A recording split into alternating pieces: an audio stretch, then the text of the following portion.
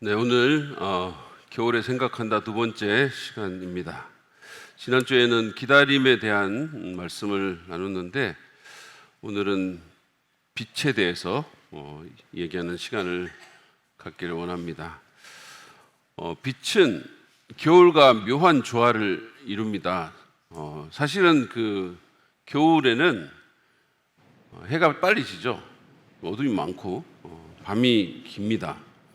그래서 빛의 필요성을 더 많이 느끼는 것 같고, 그 다음에 이게 어둡기 때문에 빛이 더 잘 빛나는 그런 또 일도 있기도 합니다. 그래서 대부분의 그 빛 축제가 겨울에 열리죠. 사진 한번 보여주시면 한국에서 열리는 이런 황홀한 빛의 축제들이 거의 다 겨울에 이렇게 열립니다. 저도 오래전에 겨울에 한겨울에 일본에 이제 초청받아가지고 목회자 세미나를 하러 갔는데, 그때도 저를 초청한 호스트가 일본에 저런 곳에 데리고 간 적이 있어요.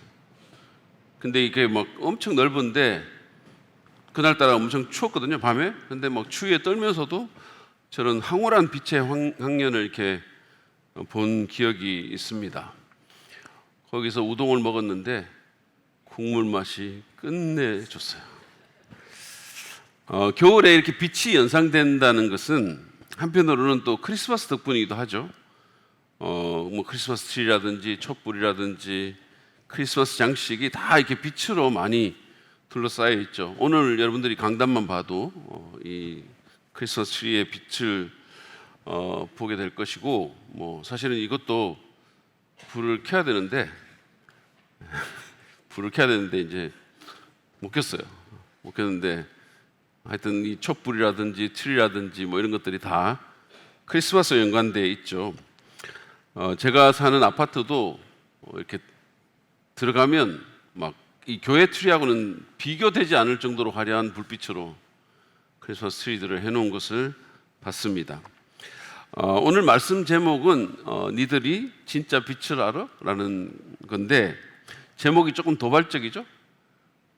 그래서 어떤 분들은 좀 기분 나쁘게 생각할 수 있어요. 그래, 안 돼, 어쩔래? 이렇게 반응할 수 있는데, 이거는 예전에 우리 신구 배우가 니들이 개맛을 알아? 이런 햄버거 광고 했던 거를 제가 그냥 패러디해서 한 거니까 너무 기분 나쁘게 생각하지 마시기를 바랍니다. 저는 오늘 이 말씀, 이 빛과 연관돼서 우리가 진짜 빛을 누리기 위해서 어떻게 해야 될지 성경 말씀 몇 구절을 이렇게 찾아보면서 함께 좀 생각해 보기를 원합니다. 먼저 우리가 진짜 빛을 누리기 위해서 우리는 이 세상이 깊은 어둠 가운데 있음을 인정해야 합니다. 그래야 우리가 참 빛을 누리며 살 수가 있어요. 아까 우리가 이사야서 9장 1절 2절 말씀을 읽었잖아요. 다시 한번 읽어볼게요. 여러분들이 그 스크린을 보면서 같이 한번 읽어보시면 좋을 것 같아요. 같이 한번 읽겠습니다. 시작. 어둠 속에서 고통받던 백성에게서 어둠이 거칠 날이 온다. 옛적에는 주님께서 스불론 땅과 납달리 땅으로 멸시를 받게 버려두셨으나 그 뒤로는 주님께서 서쪽 지중해로부터 요단강 동쪽 지역에 이르기까지, 그리고 이방 사람이 살고 있는 갈릴리 지역까지 이 모든 지역을 영화롭게 하실 것이다. 어둠 속에서 헤매던 백성이 큰 빛을 보았고 죽음의 그림자가 드리운 땅에 사는 사람들에게 빛이 비쳤다. 아멘. 이 말씀은 주전 700년 아시리아 제국의 침공을 받은 스불론과 납달리, 그리고 갈릴리와 요단 등편 그 땅을 포함한 이스라엘 지역에 대한 언급이에요. 근데 사실은 단지 그곳만에 대한 것이 아니죠.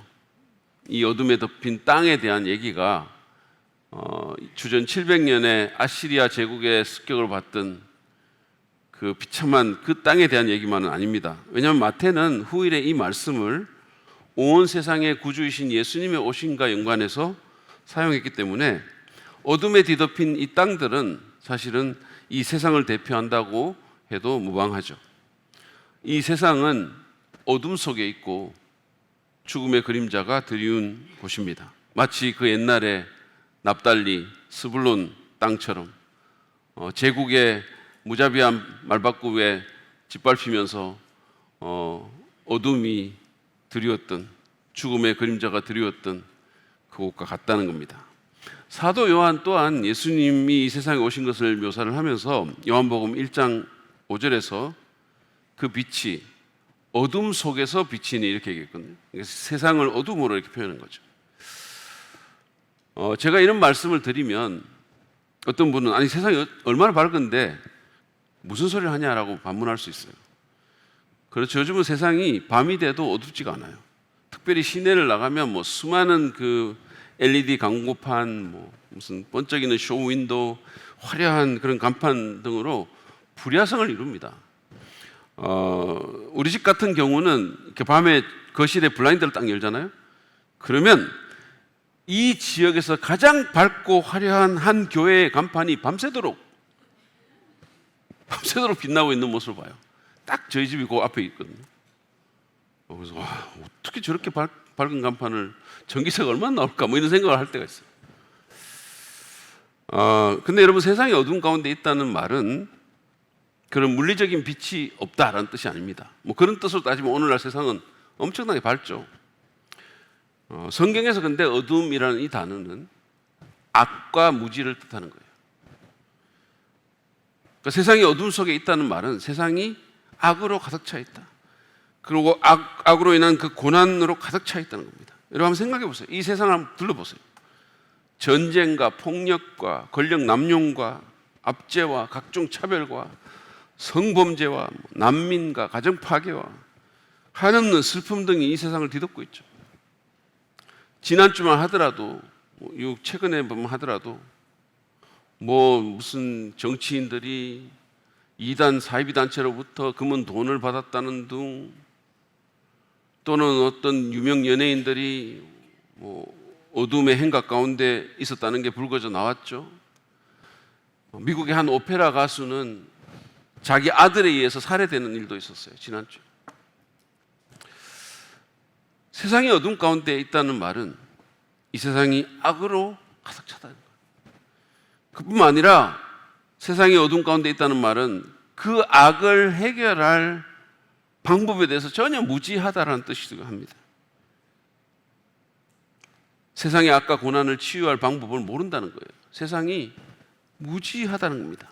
근데 또 이런 말씀을 드리면 아니 세상이 얼마나 똑똑한데 그런 소리를 하냐고 반문할 수 있죠. 그렇습니다. 세상은 똑똑해요. 가령 제가 여러분 아시죠? 에노모토 목사님 전에 우리 교회에 오셨던 그 일본 목사님하고 제가 이렇게 스마트폰으로 문자를 주고받으면 이게 스마트폰이 얼마나 똑똑한지 그분은 한국말로 저한테 하고 저는 일본말로 그분한테 할 수 있게 돼 있어요. 지금은 기가 막히죠? 그리고 스마트폰으로 사진을 찍고 마음에 안 드는 게 있으면 바로 그냥 그거 지울 수 있어요. 이를테면 제가 사진 찍혔어요. 제 얼굴 잘 나왔는데 그 뒤에 윤 목사님 얼굴이 어쩌다 나왔단 말이에요. 그러면 그냥 그 얼굴 날려버릴 수 있어요. 물론 윤 목사님도 그렇게 할 수 있어요. 단목에 목을 쳐버리는 겁니다. 얼마나 통쾌하겠어요? 최근에 한 은행에서 여러분 만든 광고 보셨어요?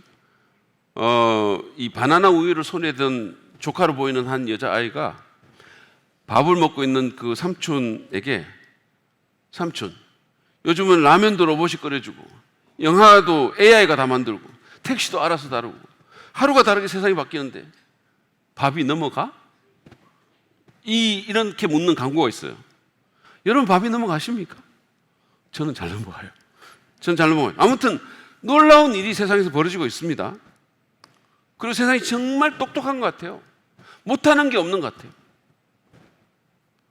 근데 세상이 결코 못하는 것이 있는데 그것은 이 세상의 악과 고통과 슬픔을 해결하지 못하고 그 방도도 알지 못한다는 거예요. 아무리 기술이 발달해도 아무리 뛰어난 정치가가 나와도 아무리 대단한 공약들을 우리가 매 선거 때마다 들어도 계속해서 이 세상은 어둠 가운데 있고 고통은 넘쳐나고 문제는 해결되지 않는다는 겁니다. 라면도 로봇이 끓여주고 영화도 AI가 만들고 택시도 알아서 다니는 이 세상에서 악과 고통과 슬픔은 점점 더 늘어나는 거예요. 점점 더 강해지는 겁니다. 점점 더 그 범죄의 수준이 더 흉악해지는 거예요. 더 지능적으로 사람들이 악을 행하는 겁니다. 제 아들은 직장 때문에 세계 최첨단 IT 기술로 무장한 실리콘밸리에서 살았지만 범죄가 너무 심해가지고 생명의 위협을 느끼니까 애가 결국은 다른 곳으로 이사 갔어요. 그게 세계 최강대국 미국의 민낯이에요. 너무 위험한 거예요. 대낮에도 그냥 뭐 차문 열고 총 쏘고 거리를 걸어 다닐 수가 없어요. 우리는 이 세상이 어둠 가운데 있음을 인정해야 됩니다. 그리고 그뿐만 아니라 내 안에도 그 어둠이 있음을 인정해야 돼요.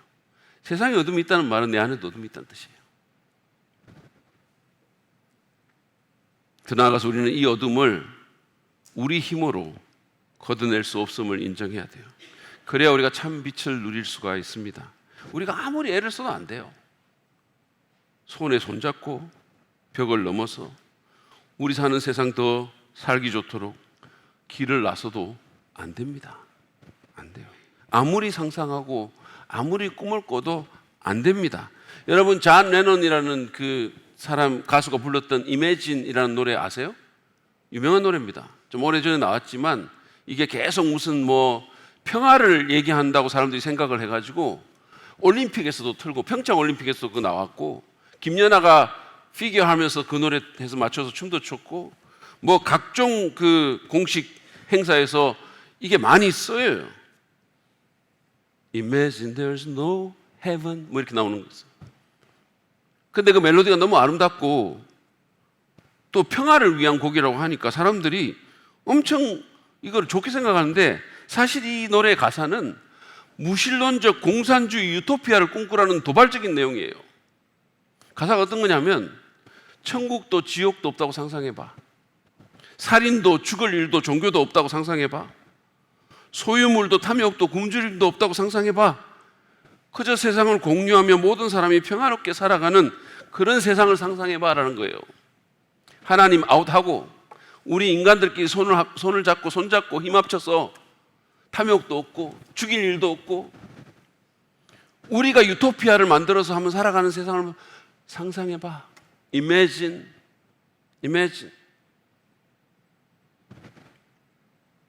근데 그렇게 상상하고 꿈꾼다고 그런 세상이 옵니까? 우리 인간들이? 정작 이 곡을 짓고 노래한 잔 레논은 탐욕이 가득한 사람이었어요. 자기 탐욕도 해결하지 못한 사람이었어요. 엄청나게 사치스러운 삶을 살았던 사람입니다. 그리고 같은 비틀즈의 멤버들과도 평화롭게 못 지냈어요. 여기서 세계의 평화를 말하면서 그 4명의 평화도 못 지켰어요. 그리고 아이러니하게도 자신의 열성 팬이라는 사람에게 살해당했죠. 평화를 말하던 사람들, 그 평화를 노래하는 사람을 떠받드는 사람에게 평화를 노래하는 사람이 총에 맞아서 죽었어요. 여러분, 우리는 아무리 애를 써도 이 세상의 어둠을 어떻게 할 수가 없고 사실은 그 방법도 알지 못합니다. 우리는 절대로 우리 자신을 구원할 수 없어요. 우리 스스로를 우리는 구원하지 못합니다. 아무리 용을 써도 그 어떤 종교도 그 어떤 도덕도 그 어떤 정치 시스템도 그 어떤 영웅도 우리 자신을 구원하지 못해요. 그 사실을 인정하고 겸손히 위로부터의 구원을 간절히 바랄 때, 이 어둠에 외부로부터 빛이 비춰주기를 간절히 겸손히 원할 때, 그때 우리는 진짜 빛을 누릴 가능성이 생기게 됩니다. 두 번째로 우리가 진짜 빛을 누리기 위해서 우리는 예수님만이 우리의 진짜 빛이심을 믿어야 돼요. 그분만이 우리의 빛이 되심을, 그분만이 우리 삶의 어둠을 밝혀줄 수 있음을, 그분만이 내 안에 있는 어둠을 해결할 수 있음을 믿어야 됩니다. 요한복음 1장에 보면 요한은 예수님을 빛으로 소개를 하죠. 4절 5절 말씀을 제가 쉬운 성경으로 읽겠습니다. 보시죠. 그분 안에는 생명이 있습니다. 그 생명은 세상 사람들을 비추는 빛이었습니다. 그 빛이 어둠 속에서 빛을 발했지만 어두움은 그 빛을 깨닫지 못했습니다. 예수님 안에는 생명이 있고 그 생명은 우리를 어둠에서 해방시키는 빛이라고 그렇게 말을 합니다. 예수님이 이 땅에 오심으로 그 빛이 이 어두운 세상에 비쳤지만, 그분이 오심으로 그 빛이 이 어두운 마음에 비쳤지만 어둠은 그 빛을 이해하지 못했다 그랬어요. 9절과 10절도 비슷한 말을 합니다. 보시죠. 참 빛이 있었습니다. 그 빛은 세상에 와서 모든 사람을 비췄습니다. 참 빛이 되신 말씀이 세상에 계셨습니다. 세상은 그분을 통하여 지음을 받았는데도 그분을 알지 못하였습니다. 예수님만이 참 빛이라는 거예요. 그 참 빛이 세상에 오셨다는 거예요. 어둠에서 우리를 구원하기 위해서, 이 어둠을 밝히기 위해서 오셨다는 겁니다. 근데 세상이 그분을 이해하지 못했고 그분이 누군지도 몰랐다는 거예요. 왜냐하면 너무 어두우니까. 근데 우리 성경이 잘 안 보이는데 원어 성경을 보면요, 여기 예수님을 묘사하는 빛이라는 단어 앞에 다 하나도 빠짐없이 다 정관사가 붙어 있어요. 토포스, 정관사가 다 붙어 있어요. 그 말은 그분이 세상에 있는 여러 빛 중에 하나가 아니고 그분만이 유일한 참 빛이라는 거예요. 우리는 이 말씀을 믿고 그 빛을 받아야 됩니다. 여러분, 세상은 수많은 가짜 빛을 제시합니다. 수많은 가짜 영광들, 번쩍이는 것들, 우리를 현혹시키는 것들. 그래서 우리는 그 빛에 취해가지고 마치 불나방처럼 달려가죠. 제가 고3 때 비틀즈라는 빛에 눈이 먼 적이 있어요. 그들이 너무 빛나 보이는 거예요. 그래서 그들의 레코더를 사 모으고 한창 공부해야 되는 그 소중한 시간에 그 사람들 노래 듣고 항오래하고 몸을 떨고 그들의 사진을 보고 잡지 사 모으고 그들이 재결합해가지고 제5의 멤버로 저를 불러주기를 꿈꾸고 그런 짓을 하고 제가 살았어요. 고3 때. 대학에 들어가서는 이 비틀즈를 넘어가지고 이제는 락스타들의 그 가짜 빛에 취했습니다. 그들처럼 머리를 기르고 5 손가락에 다 반지 끼고 이상한 목걸이 하고 튀는 옷을 입고 다녔어요. 그 사람들의 음악을, 그 락 음악은 크게 들어야 되잖아요. 그리고 좀 이게 막 여러 가지 이게 사운드가 제대로 나야 되는데 이게 성이 안 차는 겁니다. 그래가지고 그 음악을 제대로 듣고 싶어가지고 제 부모님의 등골 브레이크가 됐어요. 비싼 오디오를 사달라고 쌩 난리를 쳐가지고 그래서 결국은 얻어냈어요. 우리 어머니를 못 살게 굴었어요, 제가. 그래가지고 결국은 그것을 제 방에 들여다 놓고 엄청 비싼 오디오였어요. 그리고는 볼륨을 최대한 높여가지고 헤드뱅잉을 하면서 들었어요. 요즘 같았으면 이웃에 사는 사람들이 아마 몽둥이 들고 집에 쫓아왔을 거예요. 옛날에는 참 사람들이 참 순했던 것 같아요. 물론 아파트는 아니었지만 그게 너무너무 컸거든요, 소리가. 집이 울릴 정도였으니까. 한 번은 지금처럼 추운 겨울날에 길을 가다가 한 락 그룹의 원판을 봤어요. 옛날에는 복사판이 있었고 원판이 있었거든요. 원판은 좀 비쌌거든요. 근데 예스라는 그룹인데 그 사람들의 원판을 봤는데 이게 너무 귀한 거예요. 너무 사고 싶어가지고 제가 입고 있던 가죽 자켓을 전당포에 가서 재펴가지고 돈을 받아가지고 그걸로 이 판을 사가지고 그거를 끌어안고 미친놈처럼 웃으면서 덜덜 떨면서 집에 온 적도 있어요. 그뿐입니까? 이 건물을 디자인한 윤경식이라는 인간과 다른 친구들과 그룹 사운드를 만들어가지고 그런 음악을 연주를 하고 한 달씩 막 이렇게 처박혀가지고 계속 음악 연주했어요. 연습하고. 그리고는 콘서트 하고 그 사람들의 망령된 라이프 스타일 본받고 신을 경멸한다고 허세를 부리고 이 난리를 쳤습니다. 제가 이런 인간이었었어요. 제 아내가 가장 혐오하는 인간형이었었어요. 근데 이 무슨 운명의 장난의 운명입니까? 몇 년 후에 그녀는 저와 결혼을 하게 됩니다. 아무튼 그런 가짜 빛에 현혹된 제가 어떻게 됐을까요? 저는 점점 더 어둠 가운데 빠져들어갔어요. 지금 생각하면 제 인생이 저는 망했을 것 같아요. 완전히 망할 인생이었었어요. 예수님이 아니었습니다. 정말로 우울하고 염세적이었고 소망이 없었고 제 삶이 점점 망가져 갔어요. 모든 면에서.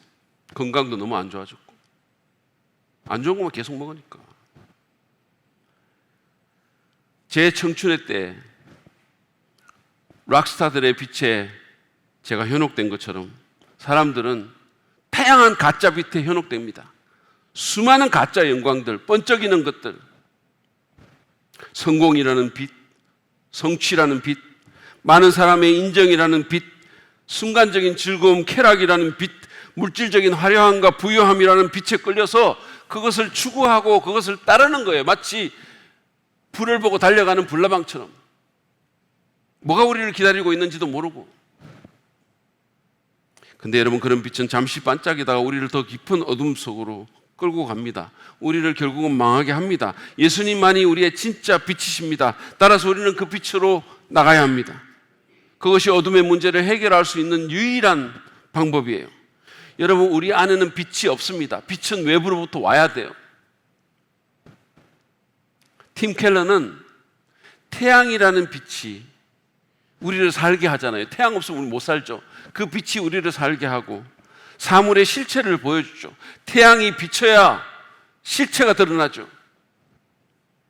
그렇듯이 예수님은 빛으로서 우리에게 참 생명을 주시고 무엇이 진리인지를, 뭐가 진짜고 뭐가 가짜인지를 보여준다 그랬어요. 그뿐만 아니라 태양빛은 그 찬란함과 그 아름다움으로 우리에게 기쁨을 주죠. 여러분, 잔 덴버라는 사람이 불렀던 Sunshine on my shoulders makes me happy 라는 노래 아십니까? 내 어깨 위에 내려쬐는 이 햇살이 나를 행복하게 한다 그랬어요. 햇살, 빛은 우리를 기쁘게 하죠. 그래서 실제로 이렇게 일광이 제한된 지역에 사는 사람들 보면 우울증 걸린 사람들 굉장히 많아요.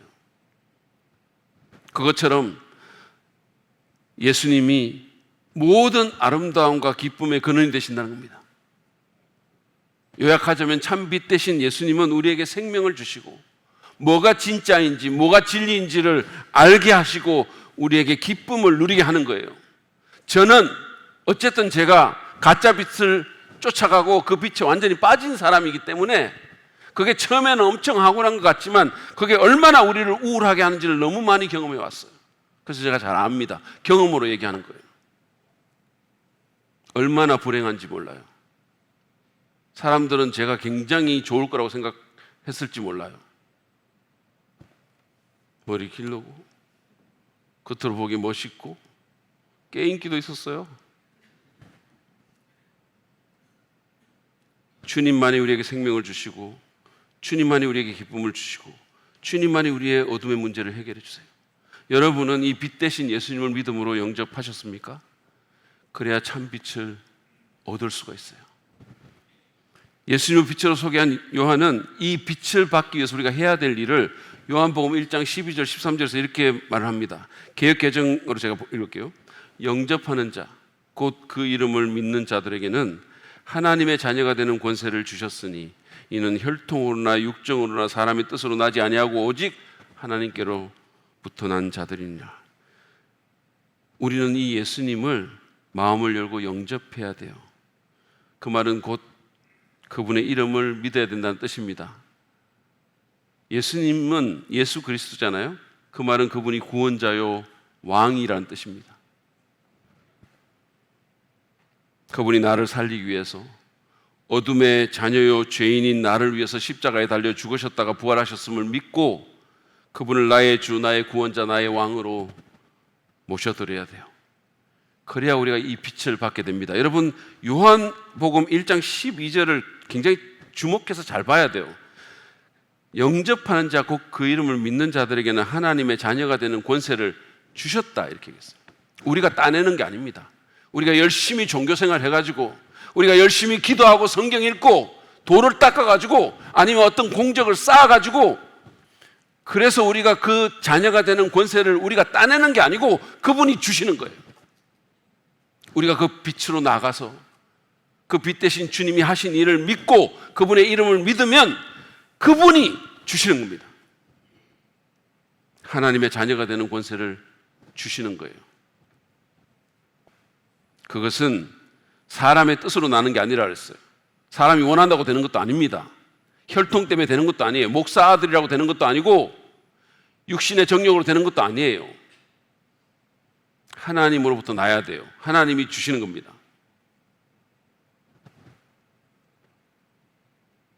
종교로 안 됩니다. 여러분은 이 예수를 믿고 영접하셨습니까? 그래야 참 빛이 주는 생명과 진리와 기쁨을 누릴 수 있어요. 저는 이미 말씀드렸잖아요. 우리가 아무리 애를 써도, 모든 인간이 손에 손잡고 난리를 쳐도 세상의 어둠을 물리칠 수 없다고 말씀드렸어요. 절대로 안 됩니다. 앞으로 세상에 아무리 무슨 과학이 발전하고 아무리 사람들의 지능이 높아져도 이 문제 해결 못 합니다. 우리는 자신의 무능력을 인정하고 예수님이 나를 위해서 하신 일을 겸손히 믿어야 돼요. 다른 방법은 없어요. 사실 예수님은 어둠 가운데 있는 우리에게 주신 하나님의 선물이잖아요. 근데 이 선물을 받기 위해서 우리는 때로 자존심을 내려놔야 되거든요. 이거는 우리가 일상 속에서도 경험할 수 있는 진리인데, 어떤 선물을 받기 위해서는 자존심을 내려놔야 돼요. 이를테면 제가 우리 교회 한 자매에게 크리스마스 선물을 줍니다. 근데 그 자매가 기뻐하면서 포장지를 뜯어보니까 누구나 10kg 뺄 수 있다는 책이에요. 그러면 그 선물 받고 기분 좋겠어요? 그 선물을 고맙다며 받는다는 것은 나는 불필요한 10kg를 달고 다닌다는 뜻이거든요. 그걸 인정한다는 거잖아요. 예수라는 선물도 마찬가지예요. 자존심을 내려놓으셔야 돼요. 그래야 받을 수 있어요. 나는 어둠의 자녀이고 죄인임을 인정해야 됩니다. 내가 아무리 교회를 오래 다녔어도, 내가 어떤 직분을 갖고 있다 하더라도 그걸로 안 되고 내 힘과 노력으로 안 됨을 내가 인정해야 돼요. 내 스스로 나를 구원할 수 없고 하나님 아들의 죽음이 아니고서는 그 무엇으로도 구원받을 수 없음을 인정하고 예수님께 나가야 돼요. 그분의 공로를 의지하고 그분을 나의 주 나의 하나님으로 믿고 영접할 때 우리는 그분의 빛 가운데로 들어가서 그 빛을 얻고 그 빛을 누리게 되는 겁니다. 마지막으로 우리가 진짜 빛을 누리려면 우리는 진짜 빛 대신 그 예수님을 따라가야 돼요. 그 빛을 내가 영접해야 될 뿐만 아니라 그 빛을 따라가야 돼요. 우리는 이미 요한이 예수님을 참 빛이라고 증언한 내용을 봤죠. 근데 예수님도 당신 자신을 그렇게 소개하십니다. 요한복음 8장 12절 보세요. 예수께서 다시 그들에게 말씀하셨다. 나는 세상의 빛이다. 나를 따르는 사람은 어둠 속에 다니지 아니하고 생명의 빛을 얻을 것이다. 근데 여기서도 정관사가 달려 있어요. 나는 세상의 유일한 빛이다라는 거예요. 나는 유일한 진짜 빛이다. 당신을 따르는 사람은 어둠 속에 다니지 않고 생명의 빛을 얻을 것이라고 약속하셨어요. 다시 말해서 예수님을 따를 때 우리는 진짜 빛을 누리게 된다는 겁니다. 그 말은 생명과 진리와 기쁨과 선한 영향력을 누릴 수 있게 된다는 거죠. 그분을 따를 때, 그 빛을 따를 때, 그 빛에 우리의 시선을 고정할 때. 여러분은 매일의 삶에서 예수님을 따르십니까? 예수님이라는 그 빛에 여러분의 시선이 고정되어 있습니까? 그분의 인도하심을 따르고 그분의 음성에 순종하십니까? 제가 처음에 패키지 해외여행을 떠났을 때 가이드로부터 자신이 든 깃발만 쳐다보고 따라오라는 말을 들었어요. 그러면 안전하고 정보도 많이 얻을 수 있고 제대로 된 여행을 누릴 수 있다는 겁니다. 그러니까 그 깃발만 따라오는 거예요. 제가 그렇게 했을까요? 여러분, 여행 가이드가 제일 싫어하는 직업군이 뭔지 아세요? 목사들이에요. 목회자들이에요. 제일 말을 안 듣는다는 거예요. 시키는 건 잘하는데 말을 안 듣는 거예요. 저도 목사지만. 그래서 제가 안 들은 거죠. 회개해야 됩니다.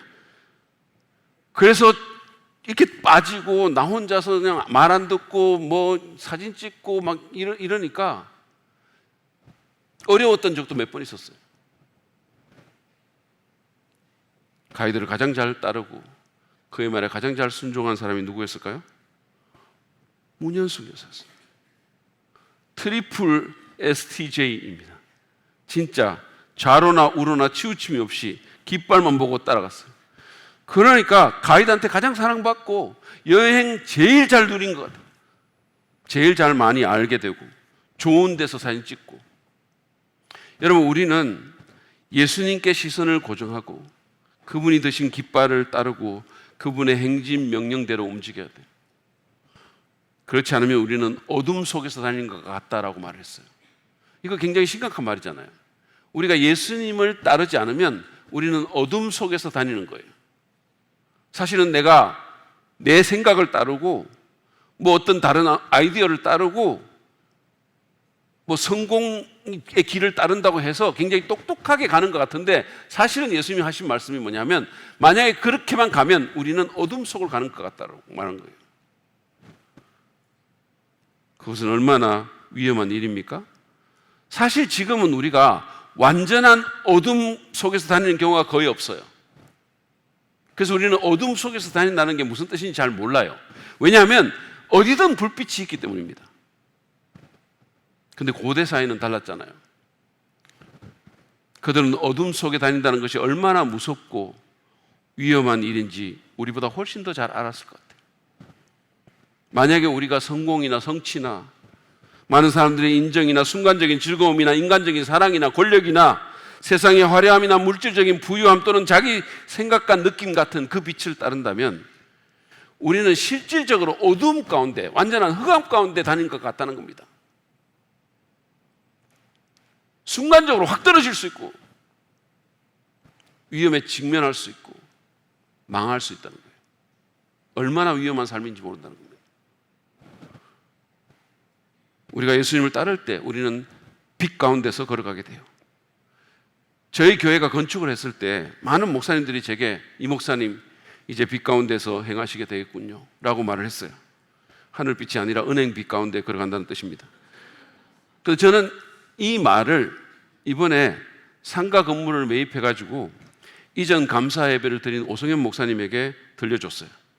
제가 이번에 가서 축사를 했는데 축사 가운데 한 대목입니다. 잘 들어보세요. 나는 다시 사는 교회가 빛 가운데 걸어가게 된 것을 축하합니다. 여러분 잘 들으셔야 돼요. 빛이 아니라 빚입니다. 제가 그렇게 말했어요. 이 건물 매입을 위해서 목사님과 성도들이 헌신도 했겠지만 많은 빚을 졌다고 들었습니다. 교회 간판에 보니까 빛이 스며드는 공동체라고 했던데 빛도 스며든 공동체가 되었습니다. 그래서 이제 오 목사님과 성도들은 빛 가운데 걸어가게 되었습니다. 먼저 빛 가운데 걸어간 선배 입장에서 말씀드릴 것은 이게 꼭 부정적인 것만 아님을 꼭 기억하라는 것입니다. 큰 빛 가운데 걸어가다 보면 마음이 낮아지고 어쩔 수 없이 빛 대신 주님을 의지하지 않을 수 없고 기도하지 않을 수 없습니다. 그래서 은행 빛 가운데서 걸어가면 자연스레 주님의 빛 가운데로 나아가게 됩니다. 그래야 오 목사와 다시 사는 교회가 더 주님의 빛을 이곳에서 드러내게 될 것입니다. 그래서 축하합니다. 제가 이렇게 말했어요. 이거는 경험에서 나온 말이에요. 여러분 혹시 은행 빚이 있으십니까? 은행 빚이 있든지 없든지 간에 겸손히 빛 대신 주님을 따르십시오. 그러면 우리는 빛 가운데서 행하게 되고 그런 우리를 주님이 빛으로 부르셔서 빛을 내게 하시는 겁니다. 예수님이 요한복음 8장 12절에서 당신을 따르는 사람은 어둠 속에 다니지 아니한다라고 말했을 뿐만 아니라 생명의 빛을 얻을 것이다 그랬어요. 빛을 낼 거라는 얘기예요. 더 나아가서 그분은 자기를 믿고 따르는 제자들에게 마태복음 5장 14절에서 너희는 세상의 빛이다라고 말씀하셨어요. 우리가 빛을 따라가면 우리도 빛이 된다는 거예요. 그분이 우리를 빛으로 불러주신 거죠. 마치 태양으로부터 빛을 받아서 달이 빛을 내듯이 우리가 빛 대신 예수님을 따르고 그분 안에 있을 때 우리 또한 빛을 내게 될 것이라고, 그래서 사람들이 우리를 보고 하나님께 영광을 돌리게 될 것이라고 말씀하신 겁니다. 사도 바울도 빌립보서 2장 15절에서 빌립보 성도들을 향해서 이렇게 말합니다. 너희가 흠이 없고 순전하여 어그러지고 거스르는 세대 가운데서 하나님의 흠없는 자녀로 세상에서 그들 가운데 빛들로 나타내며, 그렇게 말했어요. 참 빛 대신 예수님을 따라갈 때 우리가 빛이 주시는 생명과 기쁨과 그 진리를 누릴 수 있을 뿐만 아니라 우리 또한 빛이 돼서 누군가를 비추고 선한 영향력을 미칠 수 있다라는 말이에요. 최근에 많은 인기를 누린 노래 중에 여러분 혹시 반딧불이라는 노래를 아십니까? 나는 내가, 모르세요? 그 노래 가사가 이렇습니다. 나는 내가 빛나는 별인 줄 알았어요. 한 번도 의심한 적 없었죠. 몰랐어요. 난 내가 벌레라는 것을. 그래도 괜찮아. 난 눈부시니까. 하늘에서 떨어진 별인 줄 알았어요. 소원을 들어주는 작은 별. 몰랐어요. 난 내가 개똥벌레라는 것을. 그래도 괜찮아. 난 빛날 테니까. 왜 수많은 사람들이 이 노래를 좋아할까요? 왜 수많은 사람들이 이 노래를 들으면서 눈물까지 흘릴까요? 가사에 공감하는 거예요. 가사에. 뭔가 빛나는 별인 줄 알고 그 별이 되기 위해서 열심히 살았는데 살면서 깨닫는 거죠. 내가 그런 별이 아니라는 것을. 그저 작은 벌레라는 것을 깨닫는 겁니다. 근데 그렇지만 그렇다 하더라도 의미가 없지 않은 것은 내가 빛을 내는 벌레, 반딧불이라는 개똥벌레이기 때문이라는 거예요. 저는 이 지점에서 그 메시지가 많은 사람을 위로했다고 생각해요. 이제 현실을 내가 깨달았으니까 나는 하늘에서 떨어진 별이 아니고 나는 정말로 빛나는 별이 아닌 것을 알고 앞으로도 절대로 그렇게 될 수 없는 것을 많은 사람들이 아는 거예요. 그렇지만 그래도 괜찮다고, 때로는 벌레처럼 느껴질 수가 있지만 그래도 빛을 내고 있으니까. 그래서 사람들이 이 노래의 메시지에 위로를 받고 공감을 받은 거죠. 여러분 빛나고 싶으십니까? 여러분 정말 빛이 되고 싶으세요? 그것도 그냥 개똥벌레 반딧불리가 아니라 세상의 어둠을 비추고 생명과 진리와 영광과 기쁨의 참빛, 그 빛을 드러내고 싶기를 원하십니까? 그러면 날마다 빛 대신 주님께 나가십시오. 그냥 이런 반딧불 같은 노래 부르면서 위로받지 말고 여러분 진짜 빛날 수 있어요. 여러분 정말로 참 빛을 발할 수 있어요. 여전히 그 가능성이 우리에게 남아 있어요. 세상에 그 누구도 발할 수 없는 그 빛을 우리는 발할 수 있어요.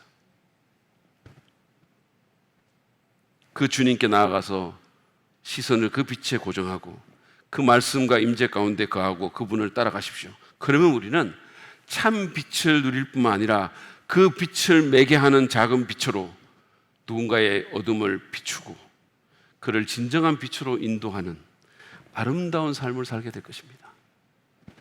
그런 축복이 우리 모두에게 있기를 바랍니다. 오늘 우리는 진짜 빛을 누리기 위해서 이 세상이 깊은 어둠 가운데 있음을 인정하고 예수님만이 우리의 진짜 빛임을 믿어야 할 뿐만 아니라 매일의 삶에서 그 빛을 따라가야 함을 배웠어요. 그 빛의 시선을 고정해야 함을 배웠습니다. 그럴 때 우리는 그 빛이 주시는 생명과 진리와 기쁨을 누릴 뿐만 아니라 우리 또한 빛이 돼서 참 빛 대신 예수님께 사람들을 이끌고 그로 인해서 선한 영향력을 미치는 삶을 살고 하나님께 영광을 돌리게 되는 축복을 누릴 수 있게 될 것입니다. 이 시간에 아직 우리 가운데 예수님 믿지 않는 분이 계신다면, 여러분들이 교회에 나온 거 참 좋은데, 여러분들이 무슨 교회를 오래 다닌 거 좋은데 그걸로 안 됩니다. 여러분 우리 가운데 아직도 예수님 믿지 않는 분이 계신다면 자신의 악과 무지와 무력함을 인정하고 자존심 다 버리고 당신 때문에 십자가를 지신 예수님을 구주요 주님으로 믿고 영접하시기 바랍니다. 이미 믿는 분들은 세상의 다른 가짜 영광에 취하지 말고 거짓 빛들 따라가지 말고 참 빛 대신 예수님을 날마다 따라가겠다고, 그분의 행진 명령에 귀를 기울이고 그분의 말씀에 순종하고 그분의 진리 안에 거하겠다고 결단하시기 바랍니다. 그럴 때 주님이 우리를 빛으로 부르실 것입니다. 이 시간에 함께 좀 찬양하며 주 앞에 나아갑니다. 주님이, 빛 대신 주님이 우리를 빛으로 부르셨어요. 그래서 우리도 그 부르심 따라서 살아가겠습니다. 이 시간 결단하면서 함께 찬양합니다.